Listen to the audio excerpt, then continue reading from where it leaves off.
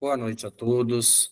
É com muita alegria que a gente retorna aos nossos estudos, dando sequência ao estudo da obra Mecanismos da Mediunidade, onde temos percebido não apenas as configurações comuns do trabalho mediúnico, mas também todo o caminho, científico e, ao mesmo tempo, todo o caminho que a gente percorre no sentido de encontrar uma maior conectividade com os bons espíritos, uma maior proximidade com os nossos irmãos espirituais.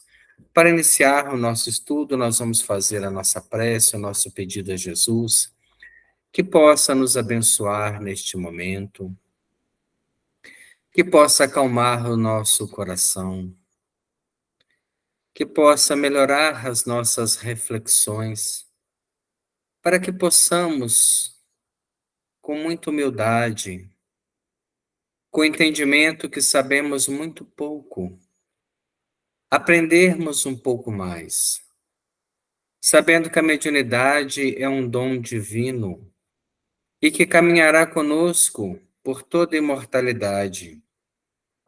Portanto, Senhor, nós te pedimos nesse instante, neste momento, que os benfeitores espirituais, que todos os nossos companheiros que têm o compromisso junto a nós, de nos ajudar nesse processo de desenvolvimento, de aprimoramento do fenômeno mediúnico, possa nessa noite, nesse momento de estudos, abrir o nosso entendimento, para que aos poucos possamos ter mais segurança, firmeza, possamos ter um alicerce tranquilo para uma construção de um trabalho saudável. Que Deus, nosso Pai, possa nos abençoar nessa noite, assim como nossos benfeitores espirituais. Permaneça conosco, Senhor, hoje, agora e sempre. Que assim seja. Então, nós vamos dar início ao capítulo 19. E o capítulo 19 ele tem um título muito sugestivo, que é Ideoplastia. Ideoplastia, quando nós falamos essa palavra, esse termo, ele nos dá a ideia da plasticidade da ideia, como se nós conseguíssemos transformar um pensamento, a princípio abstrato, em algo palpável, em algo realmente que pode ser notado, que tem um momento ali de vida, que tem um momento de formação, que ocupa lugar no espaço e no universo. E isso é para nós algo interessante, porque até então a noção que tínhamos do pensamento é que era algo extremamente pessoal, comum, íntimo, e que nós tínhamos a liberdade de pensarmos sem que ninguém se ocupasse disso, sem que ninguém sondasse o nosso mundo íntimo nesse ponto, o que não é bem verdade. Nosso pensamento, na verdade, ele é algo que fica registrado ao nosso entorno, na nossa aura, na nossa atmosfera espiritual, e isso faz com que os espíritos possam ler o nosso mundo íntimo a partir do momento que sintonizam com o nosso pensamento. Nosso pensamento, por ter uma natureza de, de formação com as nossas energias, com a nossa criatividade, com os nossos valores, com os nossos pontos de vista, ele também emite de si uma carga eletromagnética que é peculiar à sua natureza, e essa carga eletromagnética, ela faz conexões com inúmeras mentes que pensam e sintonizam na mesma frequência, entre espíritos encarnados e desencarnados. Então, nós podemos ter pessoas próximas a nós, que são simpatizantes das nossas ideias e, por isso, convivem conosco num sistema de afinidade, E nós podemos ter criaturas sem um corpo físico que também convivem conosco no mesmo princípio, através da simpatia que o nosso pensamento gera. A partir do momento que nós criamos, a ideoplastia se forma, naquele momento ela registra uma frequência e passa a fazer conexões independente da nossa vontade. Então, o que ele fala para nós nesse capítulo 19? Ideoplastia. No sono provocado. Para maior compreensão de qualquer fenômeno da transmissão mediúnica, não nos será lícito esquecer a ideoplastia, pela qual o pensamento pode materializar-se, criando formas que muitas vezes se revestem de longa duração, conforme a persistência da onda em que se expressam. Então, ele começa a dar o tom, né, do estudo para nós, dizendo que o nosso pensamento, ele gera uma forma. Por exemplo, você está pensando num compromisso, numa conversa, num encontro, numa pessoa, e nesse momento essa pessoa, ou esse compromisso, ou essa conversa, ou algum tipo de atividade que você tem que fazer, e você está focado ali, imaginando os detalhes, ela está se formando. O fluido cósmico universal, movimentado pelo plasma do pensamento, começa a formar uma matéria. E esta matéria, né? Por que ele fala matéria? Porque ela está dentro da classificação da matéria. Nós temos na Trindade Universal Deus, Espírito e matéria. Então, o pensamento, quando ele forma no fluido cósmico universal e toma ali um atributo, né, das qualidades do pensamento que o gerou, ele é uma matéria, ele é uma criação, mesmo que temporária, ou se a gente não quiser usar o termo criação, porque criação é um atributo do Criador, ele é uma formação, já que o nosso pensamento ele é fragmentado. Ele não se sustenta por muito tempo num único ideal. Então, ele forma uma ideia, essa ideia que sai de nós através de um plasma, recolhe na natureza o fluido cósmico universal e condensa ele, dando ao pensamento, à ideia central, o formato com as cores e valores que nós temos. A partir daí, essa formação está pronta e fica ao nosso lado e fica presa na nossa atmosfera espiritual. Razão pela qual algumas pessoas, durante o desprendimento natural do sono, têm alguns sonhos com aquilo que pensam, com aquilo que aspiram, com aquilo que desejam, porque essas formações estando próximas, dentro da irradiação do espírito, no momento em onde ele tem uma maior emancipação, ele acaba por se contaminar com aquelas imagens e a viver dentro daqueles ideais que ele cria com o próprio pensamento.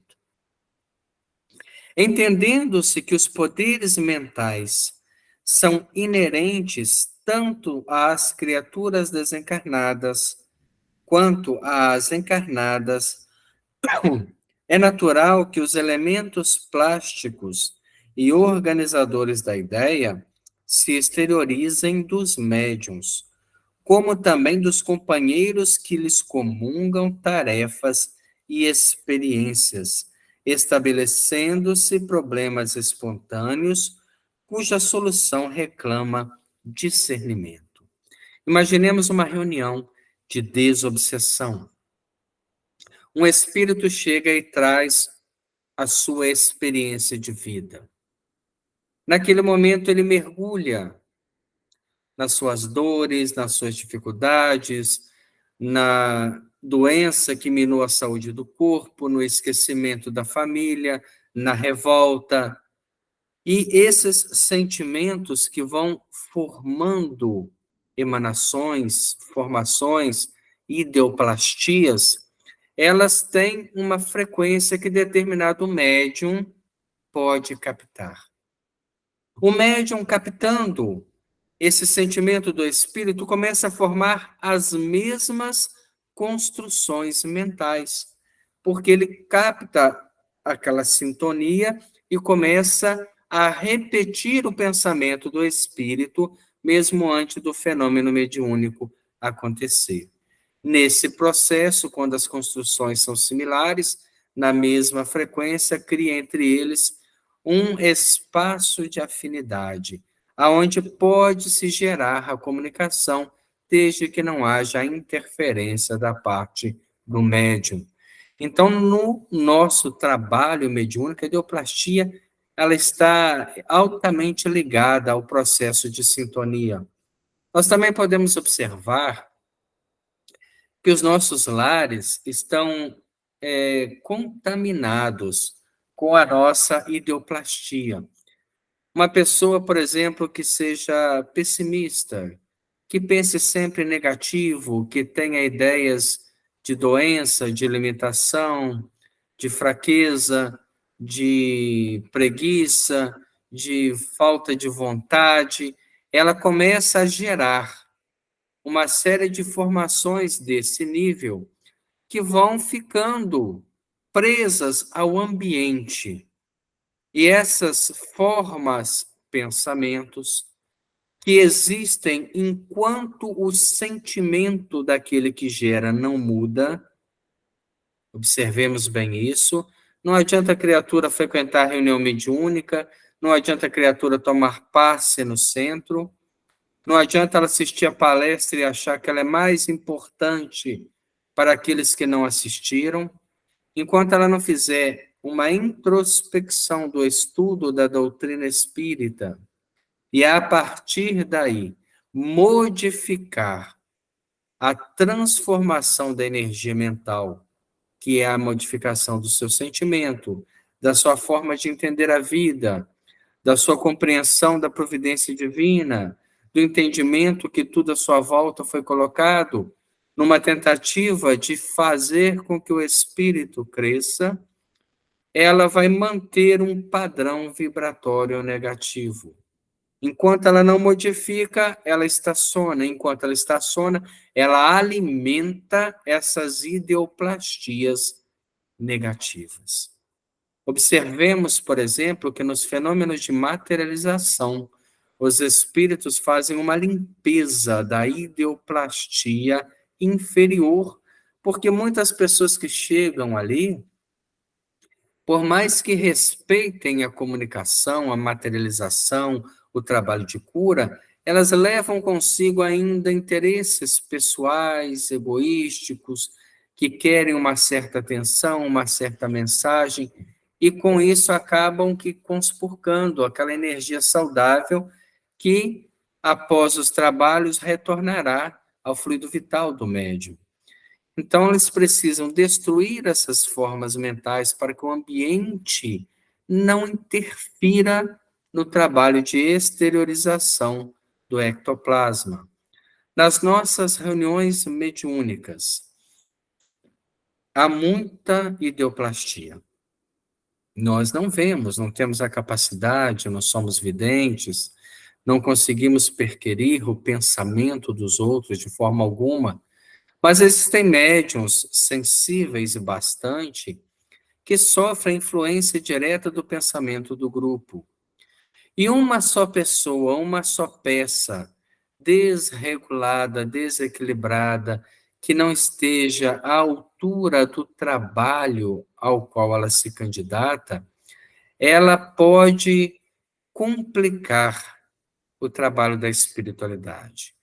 Ela pode, de certa forma, interferir negativamente, de forma ativa, fazendo com que o seu pensamento, ou a sua vontade, ou a sua ideia, por mais embutida que esteja naquele momento, ela acha que ninguém está percebendo, que todos estão de olhos fechados, entregues à espiritualidade, mas o pensamento está partindo. Ele flui da pessoa como as águas de uma cascata, de uma cachoeira. Ele é uma energia constante de movimento. Então ela vai colocando as qualidades, e de repente ela está lá quietinha, mas fala: eu queria tanto que a espiritualidade me ajudasse, ajudasse na minha saúde, fortalecesse meu corpo físico para que eu possa estar presente. Não que não seja válido orar, mas não é o momento. O momento é de integração ao planejamento da espiritualidade. E se naquele momento eu começar a interferir, o meu pensamento começa a ser um pensamento que destoa da sintonia do grupo. Aí a gente pode falar, então, vai ser muito difícil encontrar um grupo cuja sintonia se paute pelo planejamento da espiritualidade, com certeza.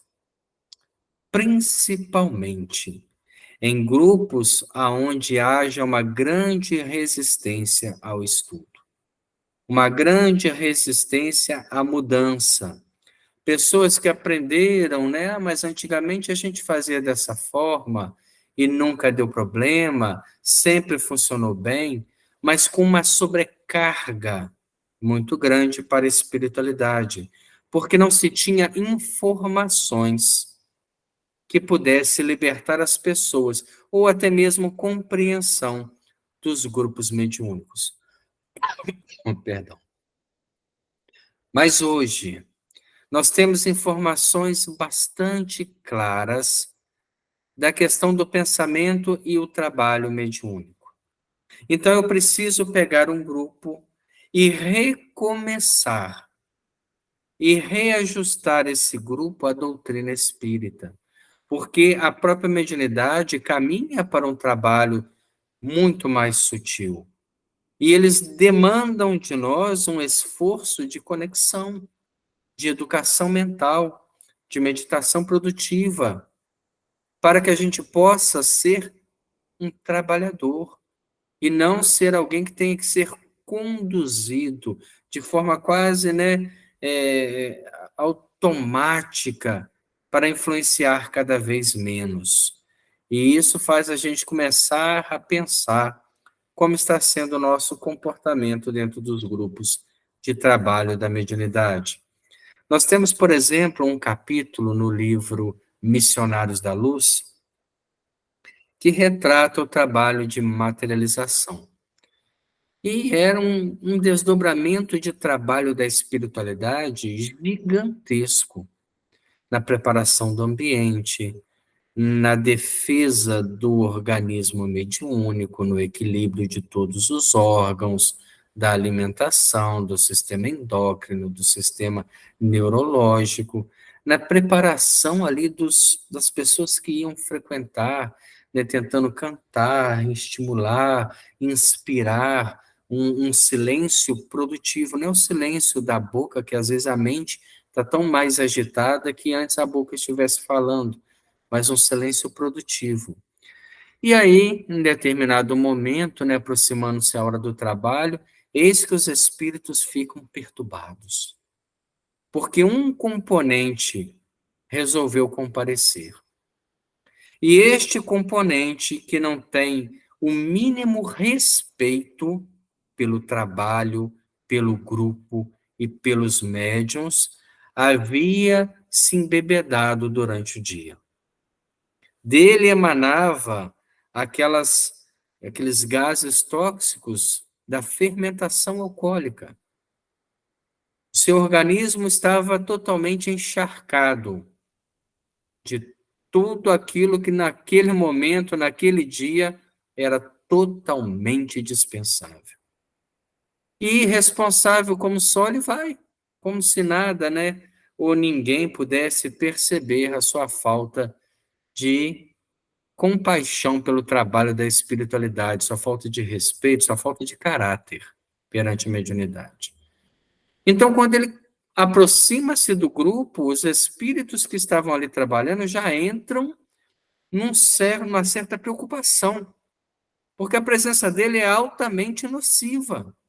Ele pode chegar a comportar bem, ficar quietinho, a mente está tranquila, mas as emanações do álcool vão contaminar o ectoplasma que depois vai ser reabsorvido pelo corpo mediúnico.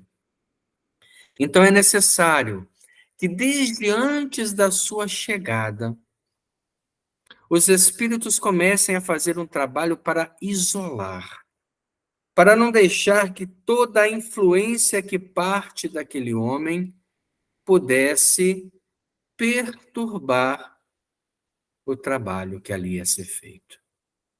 Então, às vezes, nós também vamos para o trabalho mediúnico, mas com o mínimo de respeito possível. A pessoa naquele dia extrapolou na alimentação, nas disfunções emocionais, se exaltou, entrou no campo da maledicência, da crítica. Não preocupa com o trabalho mediúnico. Acha que naquele momento a espiritualidade consegue reiniciar o seu campo emocional do zero, para que tudo aquilo que você vive e tudo aquilo que você viveu naquele dia não atormente o trabalho. Isso não acontece. Definitivamente. A nossa vida é uma sessão mediúnica. E aquilo que eu consigo naqueles momentos que ali estão, nada mais são que um resumo do que eu já estou vivendo. Então, se eu não estiver num processo de depuração, dificilmente eu vou me adaptar ao trabalho mediúnico. Dificilmente eu vou conseguir produzir algo de útil. Na maioria das vezes, nós seremos apenas ensaios e estaremos indo para combater as larvas mentais que criamos diante dos nossos desequilíbrios emocionais perante a vida. O livro Missionários da Luz, que nós chegamos a citar, ele vai contar-nos do desenvolvimento mediúnico de 3 médiuns que frequentavam o desenvolvimento, mas não encontravam êxito. Por mais que se esforçavam, não conseguiam sair dos ensaios. O primeiro que reclama era uma pessoa vinculada à sexolatria infeliz. Totalmente desequilibrado. Trazia consigo uma série de construções mentais inferiores que devoravam as células do seu corpo físico da área genésica. O segundo, que também reclamava, era uma pessoa vinculada ao vício alcoólico, que por mais que chegasse bem vestido, perfumado para disfarçar, percebia-se no seu organismo os desequilíbrios que o uso contínuo do álcool já havia feito como prejuízo. A terceira, uma senhora de ventre, ele coloca bem grande, que reclamava também, era uma pessoa desequilibrada na área da alimentação. Eles vasculham o seu corpo físico e ali tinha poças de carne e de vinagre a exalar aquele cheiro. E são pessoas que naquele momento não conseguiam se vincular, porque estavam presas aos vícios comuns que se permitiam. Pensavam que naquele momento conseguiriam deixar para trás toda uma vida de desequilíbrio e sintonizar com a espiritualidade. Não é assim que funciona.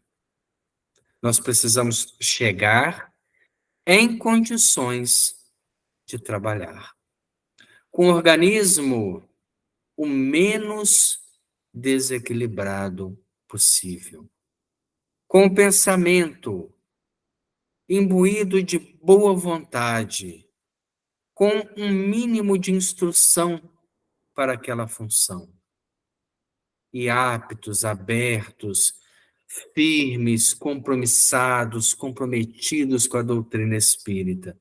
Somente assim os bons espíritos verão em nós algo diferenciado de sementes que são potenciais, mas que nem sempre foram plantadas no solo certo. E, na maioria das vezes, queimam diante do sol dos prazeres ou da comodidade, da viciação e da preguiça. Para clarear o assunto, recordemos um circuito de forças existente entre magnetizador e magnetizado no sono provocado. Voltemos lá no estudo da hipnose. Se o primeiro, o magnetizador, sugere ao segundo a existência de determinada imagem em certo local, de imediato, a mente do sujeito, do segundo, governada pelo toque positivo que a orienta, concentrará os próprios raios mentais no ponto indicado, aí plasmando o quadro sugerido, segundo o princípio da reflexão, pelo qual, como no cinematógrafo, a projeção de cenas repetidas mantém a estabilidade transitória da imagem, com o movimento e sons respectivos. Então, o que que ele nos diz? Se uma pessoa começa a fazer uma meditação guiada, que é um processo de hipnose natural, e a gente vai comprando aquela ideia, vai deixando que a nossa mente viaje naquela proposta, com naturalidade, sem brigar com o pensamento, sem ficar discutindo própria, com a própria texto que está sendo lido, orientado no momento, nós vamos entrando nesse processo de sugestão. Então, naquele momento, ele vai falar de um campo muito verde, e a gente imagina aquele campo verde, aquela grama, né, muito viva, das pessoas que estão sentadas sob um sol muito agradável, ao longe algumas árvores que compõem os limites, o som de pássaros cantando, e tudo isso vai se formando na nossa mente. A princípio, o magnetizador, ou aquele que está sugestionando, pensa e cria na sua mente. E quando alguém acompanha-lhe o pensamento, cria também com as suas particularidades, com certeza, com seus detalhes, um pouco mais, outro um pouco menos, isso varia da criatividade e da riqueza cultural de cada um, mas eles entram dentro do mesmo processo, de uma mesma imagem. Ou quando a gente, né, dizia assim, vamos pensar em Jesus. Vamos pensar em Jesus caminhando pela praia. Cada um vai pensar de uma forma. Uns vão pensar ele próximo ao mar, outros na areia e o mar distante, mas a imagem tem as mesmas características. É isso que ele fala, às vezes você induzindo alguém, você está vendendo essa pessoa a imagem que você formou. E ela vai formar essa imagem com as suas próprias características. O hipnotizado contemplará, então, o desenho estabelecido nas menores particularidades de tessitura, e se o hipnotizador, sem preveni-lo, o coloca num espelho à frente, o sensitivo para logo demonstra insopitável assombro ao fitar a gravura em dupla exibição, porquanto a imagem refletida parecer-lhe-á tão real quanto a outra. Então, colocando-se um espelho à frente, ele consegue ver a própria sugestão mental. Se ela consegue ser refletida, é porque em algum lugar virtual ela está viva. E aí a gente passa a ver que cada pensamento nosso vive em alguma dimensão da nossa vida. Um pensamento de raiva, um pensamento de desespero, um pensamento de ciúme, um pensamento de alegria, de fraternidade, de boa vontade, de compreensão, Cada uma dessas imagens que se forma vivem enquanto são alimentadas. Se a gente fizesse um exercício agora, imaginemos pensar, por exemplo, numa imagem conhecida por todos, por exemplo, no Cristo Redentor. Ao falar o nome, automaticamente o nosso cérebro plasmou aquela imagem. Alguns viram ele por cima, outros por baixo, outros de frente, uns muito perto, outros muito longe, mas todos, mesmo que não querendo pensar, geraram aquela imagem. Olha como somos induzidos de forma tão fácil. Como que o nosso pensamento ele é sugestionável. Basta uma palavra para que ele crie uma imagem. Basta uma palavra para que o plasma que parte do espírito forme esta imagem com fluido cósmico universal e deixe ela viva enquanto estivermos pensando nela. Então, estamos pensando agora numa paisagem muito bela. Olha que a proposta é abstrata, não se falou qual. Alguns podem pensar num sítio conhecido, ou num campo florido, ou num quintal bem tratado, ou numa árvore muito grande. Aí já vai partir das íntimas conclusões de cada um. Nosso pensamento, ao receber um influxo, cria imagens. Então, nós criamos e recriamos milhares de imagens por dia. Há um estudo, até citado por Divaldo Franco, que diz que nós temos, em média, mais de 90 mil pensamentos por dia. É difícil imaginar como chegaram a esse número. Mas, tomando esta informação certa ou errada, não importa, a importância é a gente ter assim uma visão que nós pensamos constantemente e cada pensamento desse que temos está formando imagens. Então, às vezes a gente forma e dissolve aquela imagem, forma outra, dissolve, forma outra, dissolve, forma outra. Ou quando estamos concentrados, quando estamos com foco, formamos uma imagem e alimentamos essa imagem. E ela vai permanecendo ali conosco enquanto dermos energia a ela. É como uma lâmpada. Ela está acesa enquanto o circuito está fechado. A partir do momento que você abre o circuito, que desconecta a corrente de elétrons, ela apaga. E se eu voltar a fechar o circuito, a pensar novamente, ela torna a acender e ela vai ter aquela vida enquanto ela estiver sendo alimentada. Emprega-se comumente a palavra alucinação para designar tal fenômeno. Contudo, a definição não é praticamente segura, uma vez que na ocorrência não entra em jogo devaneios ou a ilusão, e sim a refração do pensamento.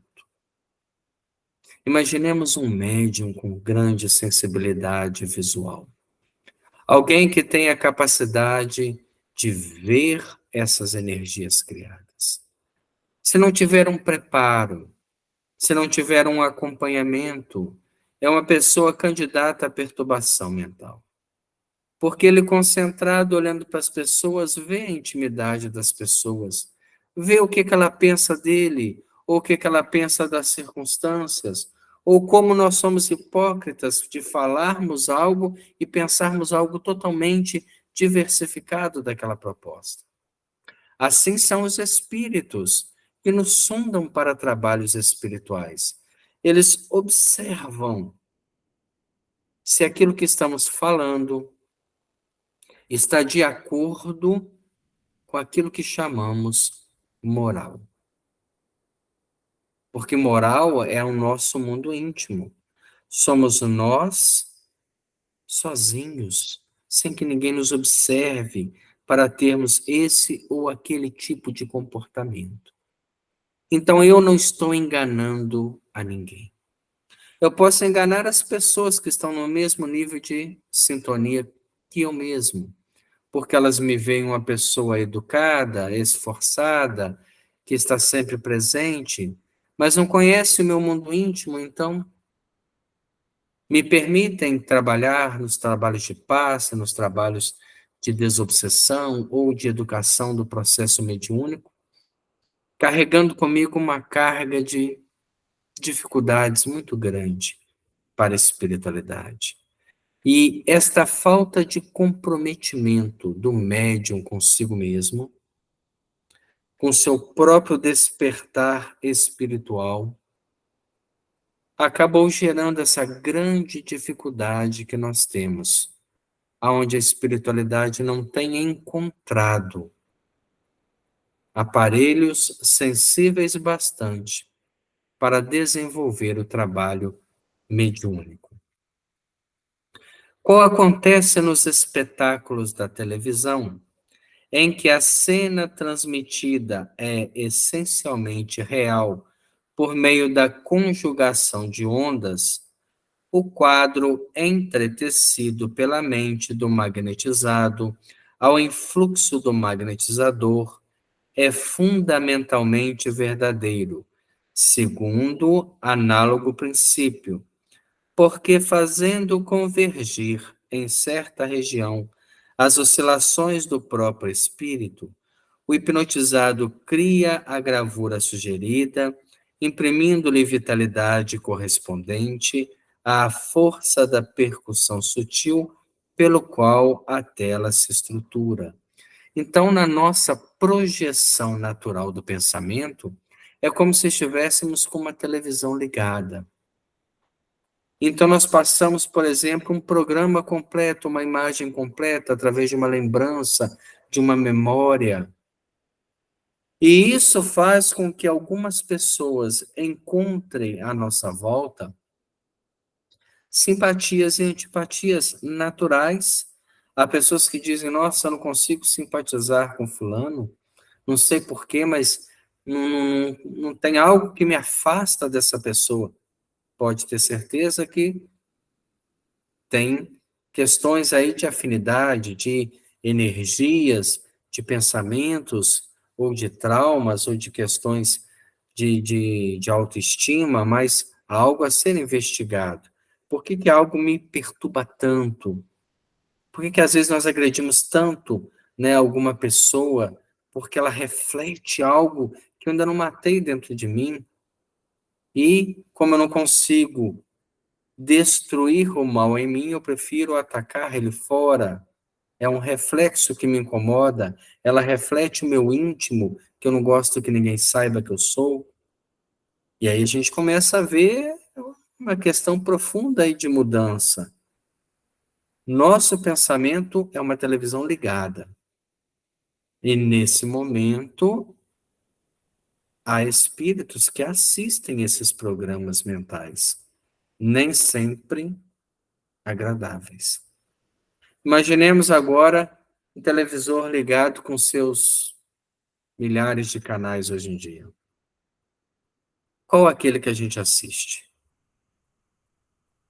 Aquele que com certeza gera em mim alguma correspondência. Se eu gosto de esporte, eu vou assistir um canal de esporte. Se eu gosto de política, se eu gosto de informação, se eu gosto de documentário, nós selecionamos algo que nos agrada intimamente. A espiritualidade, num trabalho na casa espírita, sonda os nossos televisores fluídicos, né, que é a expansão do nosso pensamento, e vão aproximar de quem? E vão investir em quem? Em quem lhes agrade a intimidade, em quem possa estar passando para eles uma alma esforçada, não santificada. Não é essa a proposta que nós temos é para espíritos em dificuldade, que querem se libertar, que estão nos princípios do esforço, da compreensão, da renúncia, da boa vontade, do estudo, do entendimento. Então, se a gente está naquela luta, se naquele dia de trabalho é o dia que eu mais luto para estar conectado, com certeza, essa boa vontade é levada em conta. O que eu não posso é viver na permissividade do mal, da indisciplina, da indiferença, e achar que somente no dia, eu fazendo aquele jejum, principalmente o jejum da boca, né, que o moral nem preocupa, eu vou chegar em condições de ofertar à espiritualidade um aparelho delicado a um trabalho dessa ordem. Ninguém vai trabalhar mediunicamente sem desenvolver-se espiritualmente. Esta é a proposta da mediunidade moderna. Multiplicando instâncias, perdão, voltando aqui um pouquinho, o acontecimento corriqueiro, aliás, das noções exatas da ideoplastia em todas as atividades mediúnicas, comandada por investigadores, em que a exigência alcança as raias da presunção. Como nós dissemos, nós não vamos nunca enganar a espiritualidade. Não é à toa que quando Chico Xavier montou um trabalho mediúnico extremamente, né, selecionado a dedo pelo Espírito Emmanuel, conseguiram as melhores comunicações. Os maiores estudos estão nos livros, né, instruções psicofônicas e outro que saiu, num momento onde ele é analisado intimamente. O próprio livro, Nos Domínios da Mediunidade, parte daquelas, né, diretrizes que fala do doutrinador, do dirigente, né, como um pseudônimo de Raul Silva, é a observação do Espírito Emmanuel deste trabalho íntimo, diferente do trabalho da Casa da Prece. Era um trabalho onde algumas pessoas selecionadas promoveram para alcançar um objetivo maior. Multiplicando instâncias além da fiscalização, compreensível e justa, não se precatam de que se transformam em hipnotizadores incômodos, em vez de estudiosos equilibrados, interferindo no circuito de energias mantido entre o benfeitor desencarnado e o servidor encarnado, obstando assim a realização de programas do plano superior com vistas à identificação e revelação da espiritualidade maior. Fechando aqui, ele diz: há muitas pessoas que, no meio do trabalho, né, fazem alguns comentários, ou até mesmo antes ali, né, querem determinar o ritmo do trabalho, e isso faz com que alguns elos que já estão prontos para a comunicação se percam. Alguns benfeitores que trabalharam o dia todo, né, com seu instrumento, mantendo ele num nível de pensamento, aí chega lá o dirigente, né, que é totalmente irresponsável, pega a sua planilha e fala: nós vamos vibrar hoje para fulano, para ciclano, para beltano, fulano que pediu, o outro que é frequentador. E nesse momento, o que que ele está fazendo? Ele está mudando a sintonia do médium, que aí ele começa a preocupar, a dar atenção, a tentar, né, sintonizar com aquilo ali, esquecendo do planejamento da espiritualidade. Ah, mas as pessoas pediram, como é que eu faço? Será que eu preciso escrever para que a espiritualidade saiba que ela precisa? Será que é preciso falar se eles assistem o nosso pensamento? Está na hora de espiritualizar a matéria, de passar para eles uma dinâmica de trabalho diferenciada. É chegar, orar, se entregar, deixando que a proposta da espiritualidade venha à tona. Mas se tiver alguém necessitado, com certeza, Deus é Pai de todos, não somente daqueles que eu sei que estão sofrendo, mas de outros que estão sofrendo muito mais, que estão numa emergência muito maior, enquanto esses que eu acredito que precisem a qualquer preço, talvez precisem ainda da dor para despertar. Então, é uma mudança muito grande de paradigmas dentro do campo da mediunidade.